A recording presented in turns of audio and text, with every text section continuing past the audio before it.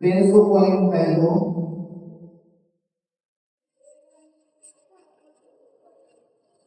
Dios ha sido bueno con nosotros, iglesia. Hechos 2:42. La palabra va a ser leída en el poderoso nombre del Padre, del Hijo y del Espíritu Santo. Y perseverando en la doctrina de los apóstoles, en la comunión unos con otros, en el partimiento del pan y en las oraciones. Padre, gracias por la palabra leída. Continúa bendiciendo nuestra vida a través del poderoso nombre de Jesús. Amén. Pueden sentarse, alabado sea el nombre del Señor. Y queremos, en lo que Dios nos permite, hablar sobre el tema, nuestro modelo de iglesia. Nuestro modelo de iglesia.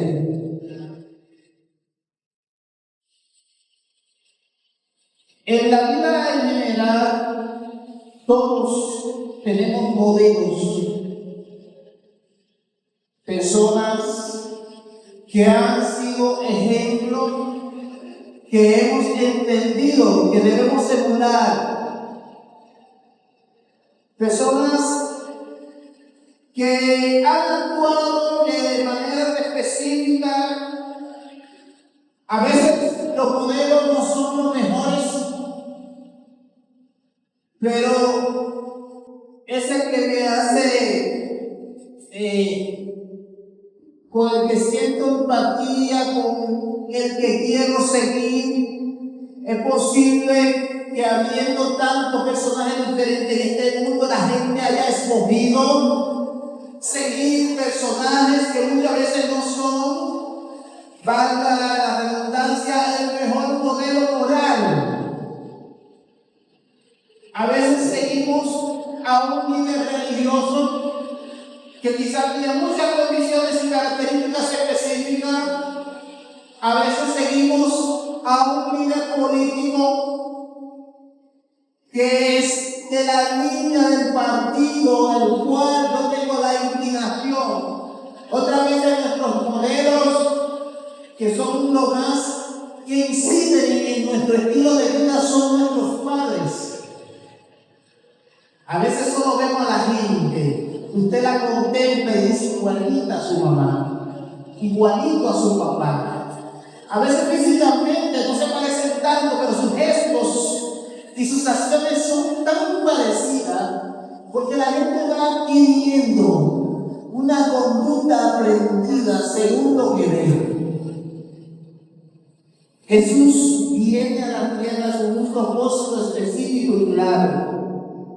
Después que el pueblo de Israel pasó desde Abraham, que es donde comienza el linaje de los hebreos, hasta quizás el último de los profetas que estuvo en ejecución, Zacarías, que estuvo directamente en el templo y que fue el que el ángel visitó para decirle que habría de traer a través de Elizabeth, su esposa, aquel que iba a preparar camino al Salvador. Todo lo que fue el linaje judío no pudo bien interpretar cuál era el plan de Dios con la iglesia para esos tiempos. Jesús tuvo que venir a la tierra a presentarnos el modelo claro de cómo nosotros debíamos de ser. El Cordero inmolado, aquel sin mancha, aquel que no tuvo una tacha, pero que era Dios, era igual al Padre, y en él habitaba el Espíritu Santo de Dios. Era él el que tenía que plasmarlo, hacernos entender cómo era que debíamos vivir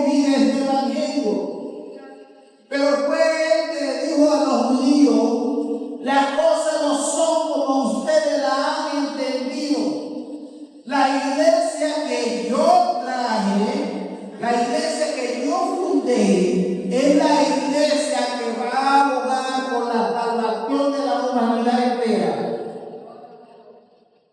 Y yo me atrevería a agregarle, porque la Biblia no lo dice así, pero nos lo muestra, que no había una raza pura hebrea.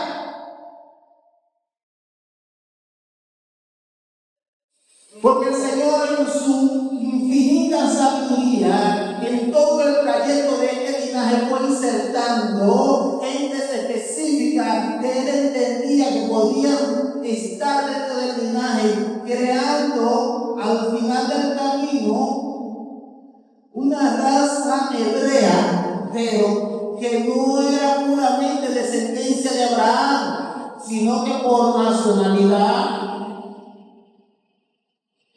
por asuntos sanguíneos, y a veces ni sanguíneo, en el caso de José, el padre de Jesús, pero que era parte del plan de Dios, que todos procediéramos al arrepentimiento. La semana pasada estuvimos hablando de Hechos 12 en sus inicios, cuando Jesús en su caminar plantó y disimuló a 12 apóstoles, valga la redundancia del grupo discípulos, personas que Él preparó para que continuaran el trabajo que ya Él había iniciado en la tierra. Seres humanos extraordinarios, de distintos niveles sociales, políticos, económicos, orden de conocimiento, pero que gente que Él iba a impactar y que iban a recibir lo que tenían que recibir de Él, que lo iban a aportar, que lo iban a modelar para llevarlo a todas las naciones. Era necesario que la gente entendiera cuál era el plan de Dios para con toda la humanidad. El plan de Dios es que todos nos salvemos, que todos se salven.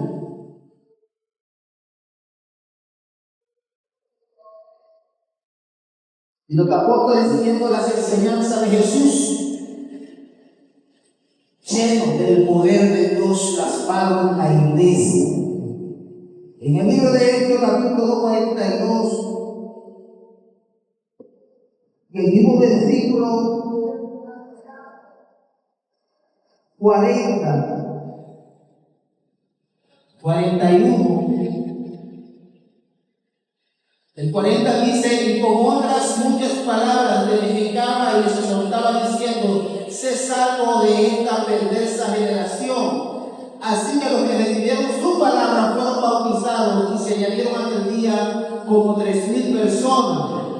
Perseveraban en la doctrina de los apóstoles, en la comunión uno con otro, en el partimiento del pan y en las oraciones. Y sobre el vino temor a toda persona, y muchas maravillas y señales eran hechas por los apóstoles, y todos los que habían creído estaban juntos y tenían en común todas las cosas. Ahí vemos una serie de elementos que nos dejan claramente cuál debe ser el modelo de iglesia para este tiempo. Porque no es mentira, mis hermanos, que en el proceso del desarrollo de la iglesia, como la cadena normal de la comunicación, las cosas se van tergiversando, van cambiando. Muchas veces vamos aprendiendo de alguien que le va agregando algo nuevo, diferente según su estampa personal. Y nosotros, yo he escuchado a algunos pastores que sin un argumento bíblico me dicen: así fue que yo lo aprendí.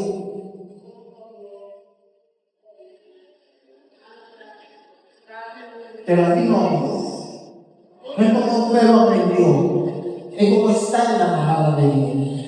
Es como fue la iglesia que el Señor fundó, que es la iglesia que es donde se manifestaba el poder de Dios. En otra versión, este mismo texto dice: los creyentes dedicaban tiempo a recibir la enseñanza de los apóstoles, a estar en comunión con los hermanos, a participar juntos de las comidas. Voy a hacer un paréntesis. El vacacional, el día 27 de febrero, y a la oración, todos tenían una actitud reverente. Y el poder de Dios se manifestaba en muchas cosas que hacían los apóstoles. Todos los creyentes se mantenían unidos y lo que tenían todo en común. Solían vender sus bienes y posesiones y repartir el producto según la necesidad de cada uno. Iban juntos todos los días a participar del culto en el templo. ¿Cuánto era que iban juntos? Una vez a la semana al culto de mi sociedad, y a veces mi pueblo del domingo. Iban juntos todos los días a participar del culto en el templo y compartían los alimentos, comiendo juntos en las casas con alegría y generosidad de corazón. Siempre estaban alabando a Dios y a todo el pueblo le caían bien.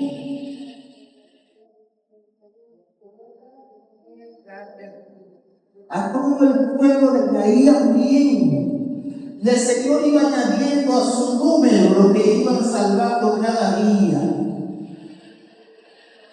Esas son las características de la iglesia primitiva, de la iglesia que fundó Jesús. Fue lo que pusieron en práctica los primeros apóstoles. Lo primero que vemos que era una iglesia que aprendía, que entendía que nuestro mover, nuestro ser, nuestro sentir debe ir marcado por un conocimiento claro de lo que estamos. Nadie puede servir a un Dios y a un Señor que no conoce. Esto no es un asunto de miedo, esto es un asunto de conciencia, de que usted tenga claro y conozca realmente al Dios que usted le sirve. La palabra doctrina del versículo 42, la versión Reina Valera no es pasiva, sino activa. La frase quiere decir que dedicaban tiempo y prestaban atención a lo que los apóstoles le enseñaban.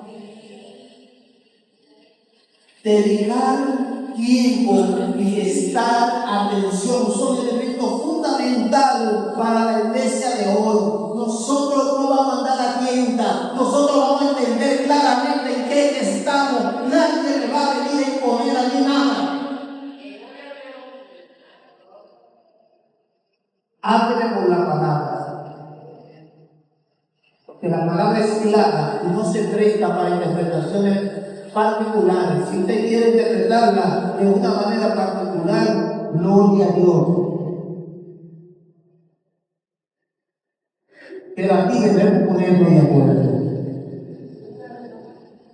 Uno de los grandes peligros de la iglesia es caer en una religiosidad paralizada, estática, que mira hacia atrás en lugar de mirar hacia adelante.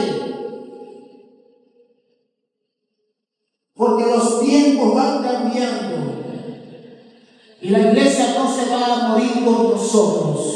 La iglesia nadie la va a poder enterrar, nadie la va a poder enterrar, porque ni la puerta del infierno van a prevalecer contra la iglesia de Jesucristo. Y esto tenemos que entenderlo. Por eso es necesario que Dios una hombres y mujeres de Dios que quieran levantarse y trabajar con las nuevas generaciones. Gente que podamos acomodar el paso, aliviar el paso y ahorrar, empujar a aquellos que vienen atrás para que lleguen más lejos, para que alcancen otras generaciones, otras naciones, aquellos que todavía están en la lista como las naciones no alcanzadas. Y esto precisamente porque las riquezas de Cristo son inescrutables e inagotables. Dios siempre va a tener para proveer a aquellos que quieran promover y proclamar el Evangelio donde quiera que sea necesario. El cristiano siempre va a ser como una luz. Es como cuando sale el sol. El sol sale en la mañana y usted lo ve que según va pasando el día, va avanzando hasta llegar al mediodía, a la 1 de la tarde a su plenitud. Nosotros no vamos a detener como iglesia. Tenemos que ir avanzando. Debemos considerar que hemos perdido el día. Si en ese día usted no ha predicado la palabra a alguien, si usted no ha hecho una obra en la cual el nombre de Jesucristo sea exaltado, es un día negativo, es un día que te perdió. Como dice la lotería, día que no se vende, día que se perdió. El de mañana no lo compensa. Cada evangélico debe predicar el evangelio de Dios cada día, en cada acto de su vida. Segundo, era una iglesia en comunión. Estaba como indica la expresión,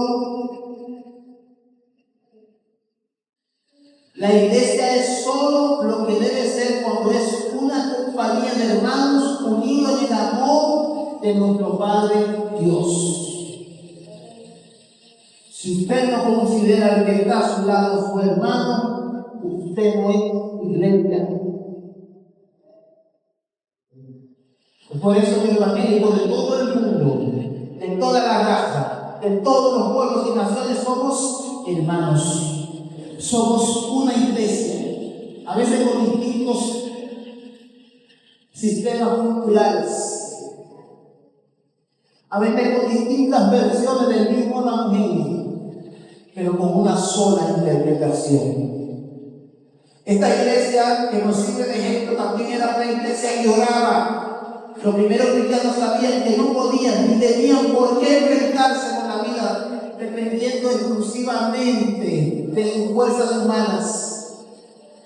Sus fuerzas humanas no son suficientes para nada, porque después que uno viene a los pies de Cristo, la palabra expresa claramente que nuestra lucha no es contra sangre ni carne, sino contra huestes espirituales de maldad que operan en las regiones celestes. Y yo debo de entender que aunque yo esté pasivo, tengo uno que no duerme, prendiendo vela y rogándole a Satanás para que yo me mantenga pasivo.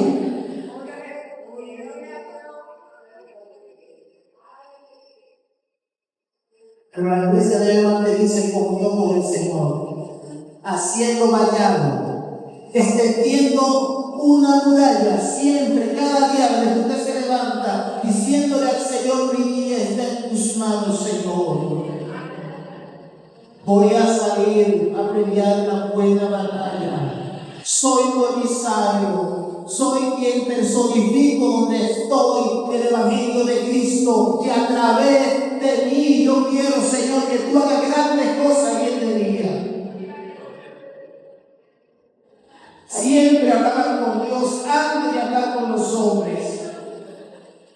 Siempre buscar a Dios antes de salir al mundo.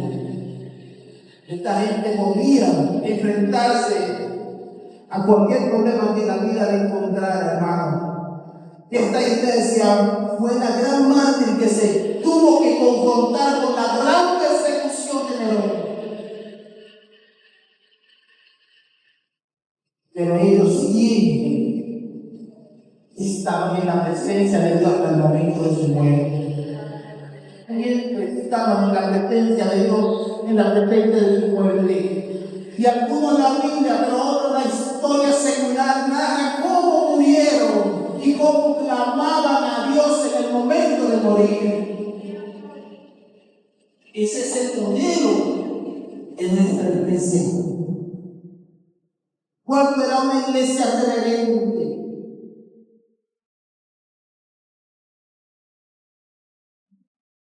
Una iglesia rebelde. ¿Cuánta irreverencia que tiene? No de la membresía, hermanos, de muchos líderes y ministros. Cuánta irreverencia, cuánta profanación.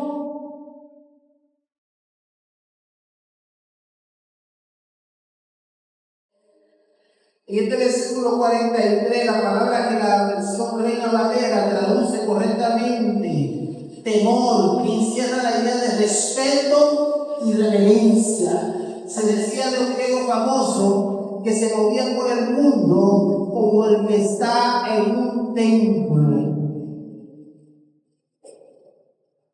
¿Qué somos nosotros? En esencia, el ser, el alma, como un soplo de vida por el Espíritu que Dios nos ha dado. Este cuerpo es nuestro templo donde vive esa alma, donde vive el Espíritu de vida que Dios me ha dado, pero que al venir a los pies de Cristo nos convertimos en templo del Espíritu Santo, y donde quiera que nos movemos como un templo. Yo no sé si se entiende, pero su cuerpo es un templo donde quiera que va. Es un centro de adoración a Dios. Yo no sé si usted se identifica con esto, iglesia, pero para este tiempo estamos entendiendo que si hay algo que no nos deja a nosotros, o como persona, o como evangélico, entender que somos templo del Espíritu Santo, repréndalo en el nombre de Jesús.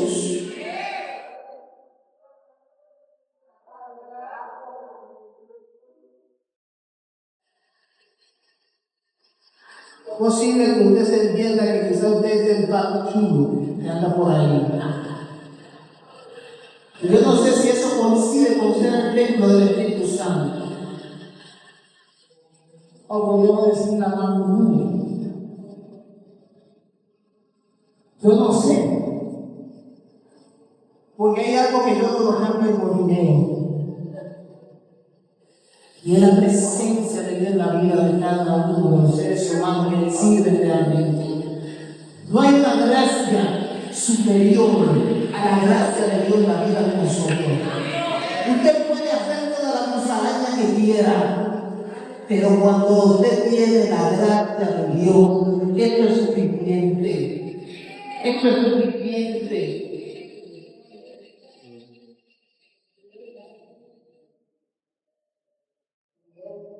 El cristiano siempre debe vivir reverentemente porque sabe que siempre está en la presencia de Dios y que cualquier lugar es casa de Dios y puerta del cielo. En cualquier momento, en cualquier lugar, usted va a hacer que alguien vaya a la presencia de Dios con una palabra, con un gesto, con una acción. Usted puede cambiar y transformar vida de una manera extraordinaria. Porque el único que cambia y transforma la vida es Dios. Y si usted es un portador de la presencia de Dios, Dios está con usted. Usted es un elemento que puede trastornar donde quiera que esté. Esta era una iglesia en la que sucedían cosas. Habían señales y maravillas. Cuando nosotros estamos esperando grandes cosas de Dios y emprendemos grandes cosas para Dios, esas cosas suceden. Todo depende de cómo y para qué, cómo lo propongo.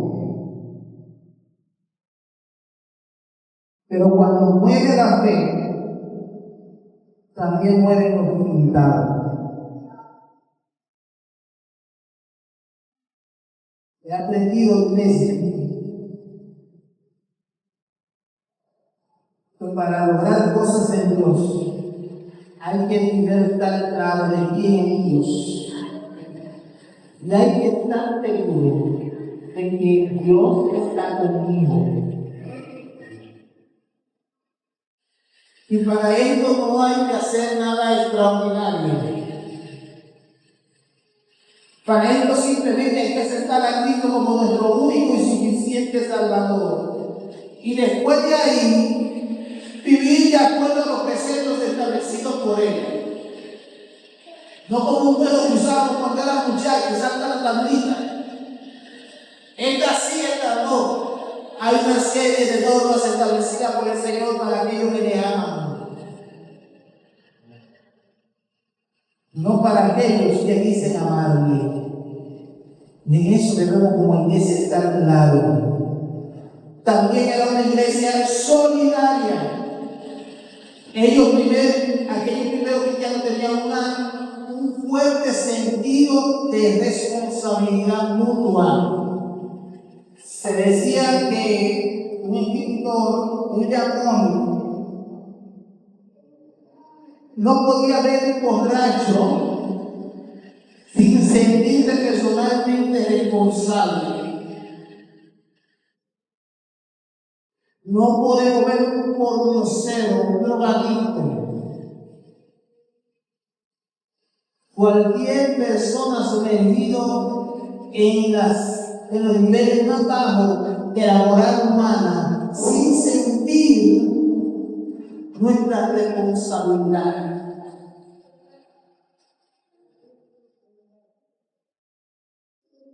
Porque es posible que a muchas de esas personas la iglesia de Dios ante el tiempo sea más abierta, debieron ser más estudiados, debieron entender más claramente la palabra, no moverse por lo que me había enseñado. Debieron no tener limitaciones humanas y entender la grandeza de nuestro Dios que le servimos y a quién Él quiere alcanzar, porque a quién quiere alcanzar Dios. Dios quiere que todos, iglesia, procedan al arrepentimiento. Y nunca se me va a salir de la memoria del sacerdote Julián Perrotín de Yuma. La iglesia católica ha sido y este país, la moral de este país se debe en un alto número de la iglesia católica. Si no hubiese sido por la iglesia católica, el cristianismo estuviera por el suelo en este país. ¿Cómo así? Todos los estudiantes de segundo curso en Yuma íbamos al catecismo y a la doctrina católica, a prepararnos para hacer la primera comunión. Yo estaba en un segundo curso a la edad de 6 años.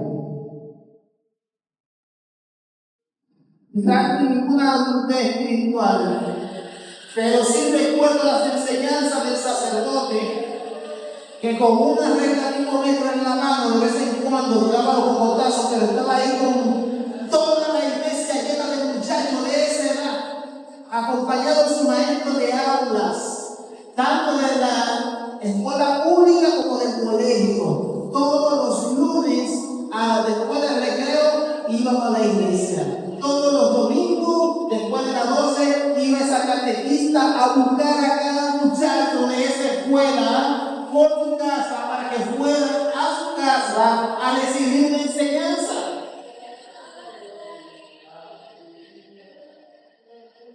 Y uno de nuestra hermana dio a conocer a Julián Perrotín, ¿verdad? Él terminó su guía en Magdalena. 90 años lo veía yo aquí en Rumbo, andando solo en su camioneta. Francés. Y tuve muy buena relación con él, porque criaba un conejo. Y yo preparaba el nacimiento de la iglesia. Si nosotros fuéramos tan audaces como la iglesia que criticamos y que condenamos, y que cada uno de nosotros se preocupara por disipular a alguien que es tan necesario, ir por todo el mundo y hacer discípulos a todas las naciones, enseñándole que guarden todas las cosas que yo les he enseñado,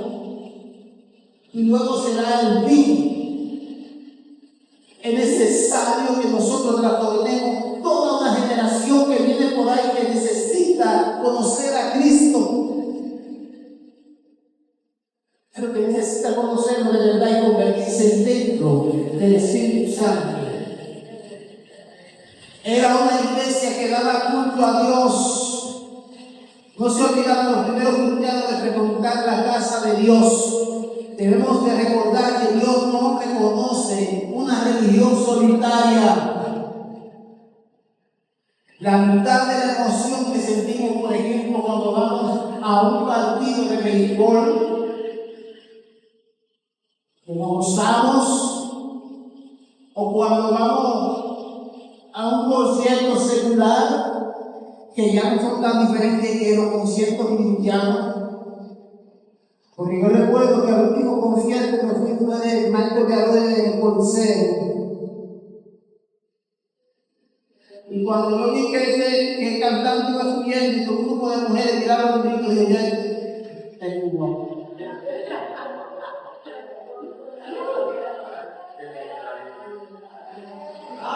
Ya me hemos adorado, los míos, y esto es verdad. Entonces, esta iglesia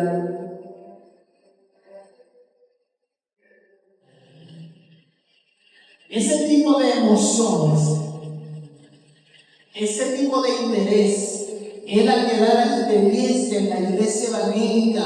El Espíritu de Dios se mueve sobre el pueblo de Dios que le da culto. Es necesario que la gente venga al templo, porque así Dios lo quiso, a adorar a Dios. ¿Cuándo? Cada vez que hay servicio en la iglesia, esa es mi agenda. Al menos que yo tenga algo que no me permita un trabajo, una situación real. Venga al templo. Estoy cansado. No se preocupe que no lo vamos a poner a trabajar. De que estoy enfermo. La mujer que estaba enferma, que duró 38 años, iba al templo y allí recibió sanidad. Depende de cuál sea la enfermedad, verdad que hay situaciones en las cuales usted tiene que quedarse tranquilito en casa. Pero hay enfermedades que no me prohíben a mí ir al trabajo.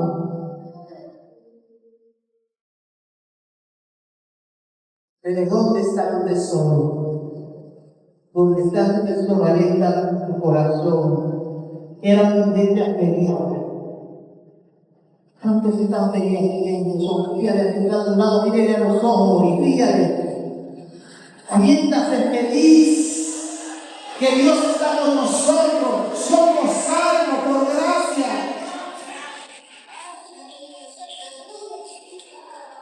Esta iglesia de Dios es regocijo. Una iglesia fría y triste es una iglesia que está en contradicción. Aleluya.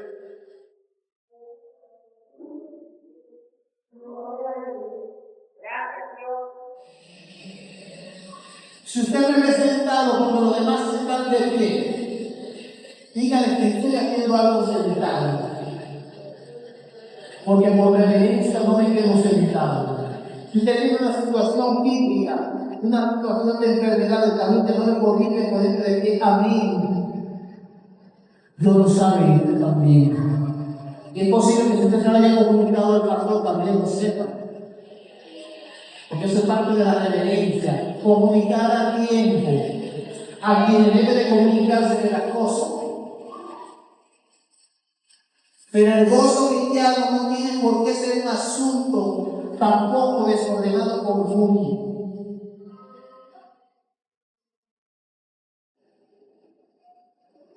Pablo fue muy adulto con eso.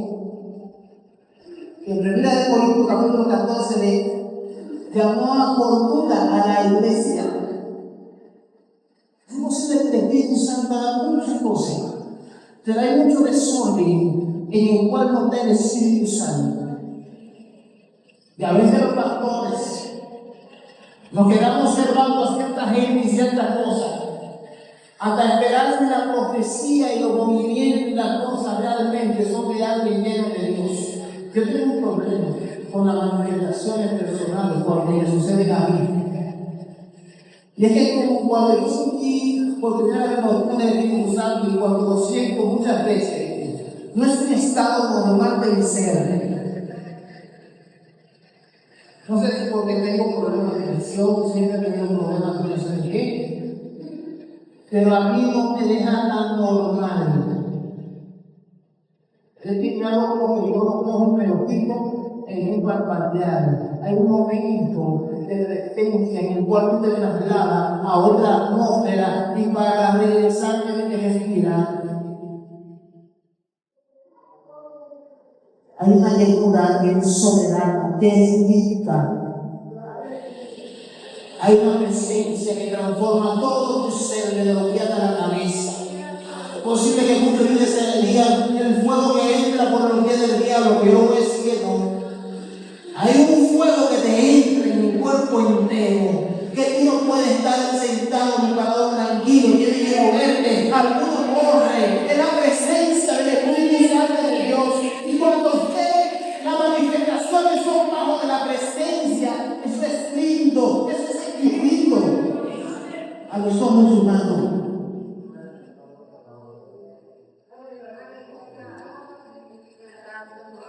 Pero en lo más íntimo de nuestros corazones, en los cristianos hay un gozo que nada ni nadie puede quitar. No hay enfermedad,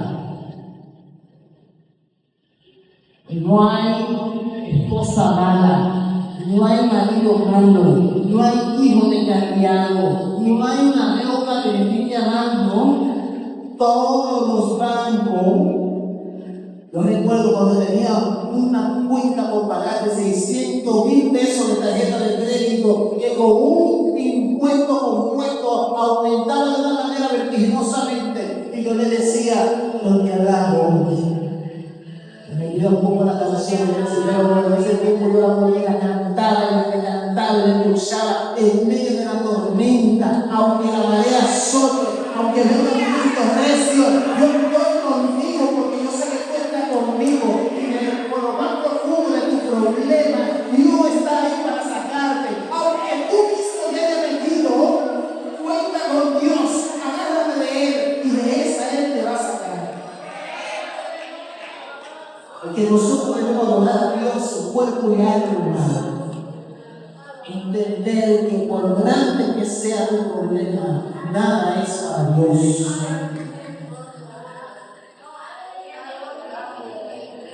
Finalmente, era una iglesia de personas simpáticas. Hay dos palabras en griego para bueno. Una es agatos, que describe una cosa o persona simplemente como buena. Y hay otra que es kalos, que quiere decir que la cosa o persona no solo es buena, sino agradable. ¿Usted sabía que hay gente que son agradables?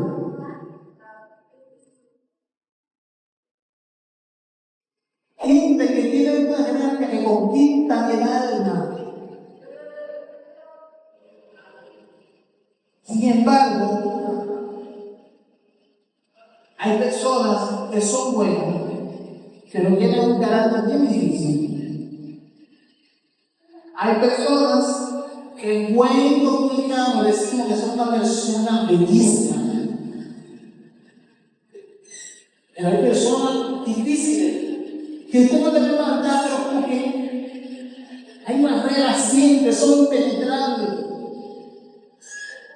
que uno como buen católico, si lo fuera, te designara cada vez que se encuentra con su presencia y cada vez que te va a acercar.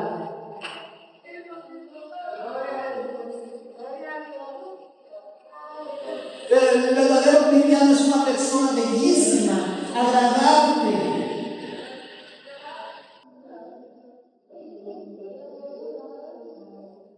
Yo lo que Dios quiere de nosotros, que seamos personas que los representemos por lo menos dignamente. Que cada persona que lo vea a usted en cualquier circunstancia de la vida, a través de usted ve a Dios. Y a Dios cuando llegas. Y a Dios con el consejo que me di. Tú trajiste a Dios a mi vida. Tu presencia me hace sentir como en el cielo, donde hay algo especial de Dios en mí. Padre, gracias te damos, Señor. Gracias, soberano Dios, porque tu palabra fue venida en esta hora, Señor. Toda la gloria y la honra es para ti, para la gloria.